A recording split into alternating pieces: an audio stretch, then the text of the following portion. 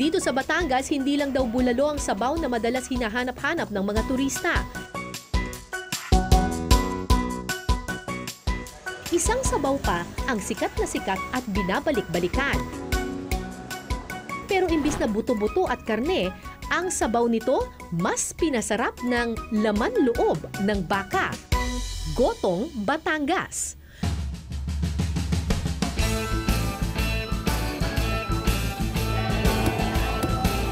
Sa second floor ng Lipa Public Market, halos lahat ng kainan naghahain ng Gotong Batangas. Ang goto sa Maynila, lugaw, lalagyan lang ng kaunting balat at saka yung tuwalya. Dito ang goto, assorted talaga. May laman at buong parte ng baka kasama. Ang style dito sa Lipa, pinapipili ang customer ng gusto niyang laman loob. Saka ito lalagyan ng mainit na sabaw ng goto. Mahigit 20 years nang nagtitinda ng goto sa palengke si Nanay Letty. Ang secret recipe ng kanyang Gotong Batangas, minana pa niya sa kanyang ina. Samot-saring laman loob ng baka ang kanyang isinasahog. Ito yung bitukang mura. Ito ang tuwalya. Ito yung pisngi ng baka. Ito yung bitukang magulang. Ito yung balat ng baka pero sa part ng ulo. Ito yung binubong ng baka. Binubong ng baka. Ito yung part din ng ulo sa may ngala-ngala. Ito yung libro. Libro ng baka. Ito yung bato ng baka. Ito yung puso. Puso ng baka. Ang kanyang Gotong Batangas, hindi lang daw masarap imerienda, masarap din daw itong iulam sa kanin.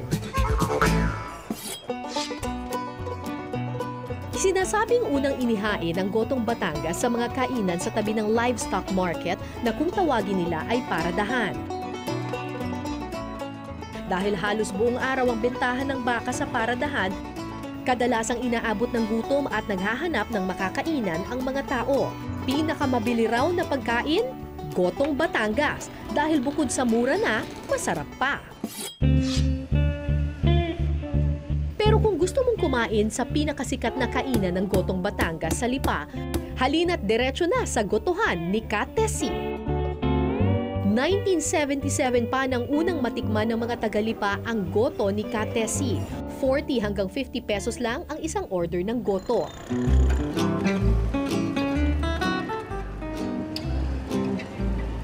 Alas 3 pa lang ng madaling araw, nakikipagsiksikan na sa palengke ng Lipa si Aling Tessie para mamili ng mga isasahog na laman loob.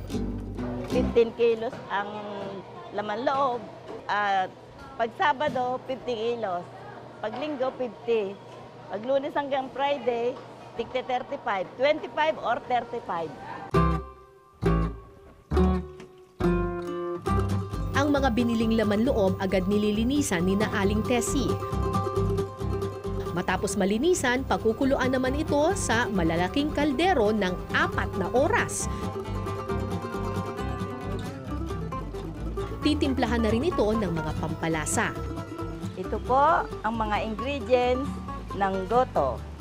Ito po ay sibuyas, asin, bawang, paminta, at swete at kaunting betsin. Ito po ilalagay natin sa kumukulong hugas bigas.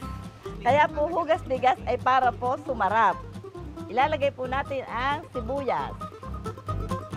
Sunod po ay asin, bawang, paminta, at swete. At kaunti pong betsin. Hindi po pwedeng haluin at mawawala ang bulak. Tapos po, ang ating isusunod ay mga laman loob ng baka. Laman, tuwalya or labot.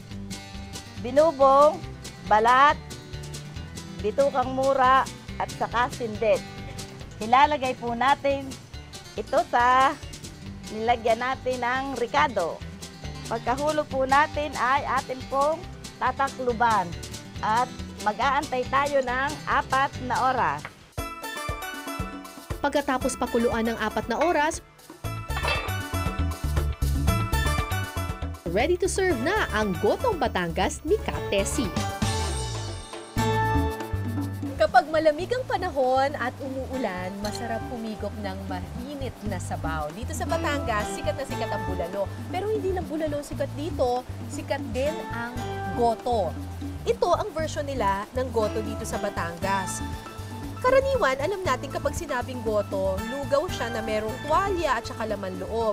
Pero dito, sa Batangas, walang kanin, walang lugaw, may laman loob lang at merong sabaw. Lingid kasi sa kaalaman ng marami, ang goto pala ay ibig sabihin laman loob ng baka.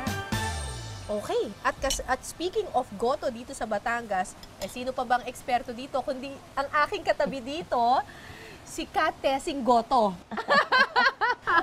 Ang totoo, Tessie Pasahol ang pangalan niya. Pero dito sa Batangas, mas kilala siya bilang Ka Tessing Goto. Bakit po ba yun ang tawag niyo sa inyo? Sa katagalan na nang maguguto ako.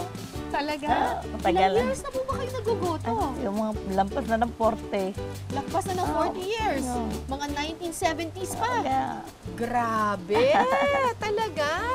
At talagang noon pa man, ang goto ninyo, laman loob lang siya talaga at sabaw.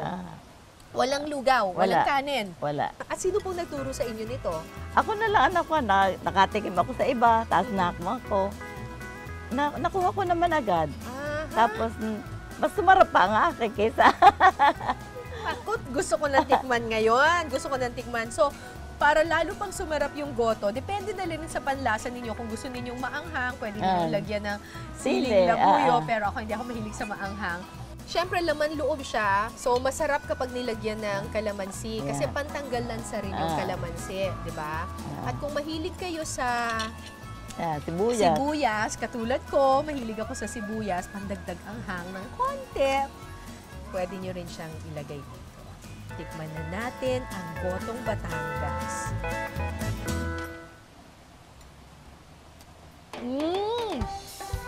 Ang harap!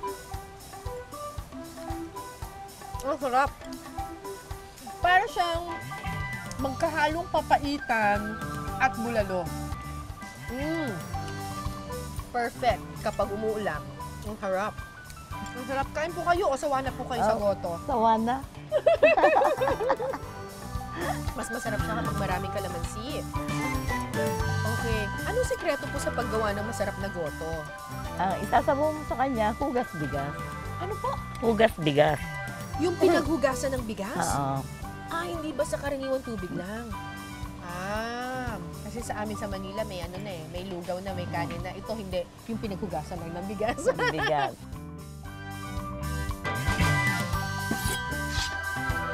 Pagdating sa kusina, lumalabas ang pagiging mapamaraan nating mga Pilipino. Patunay ang Gotong Batangas na lahat ng parte nagagamit bilang sangkap sa masarap na putahe.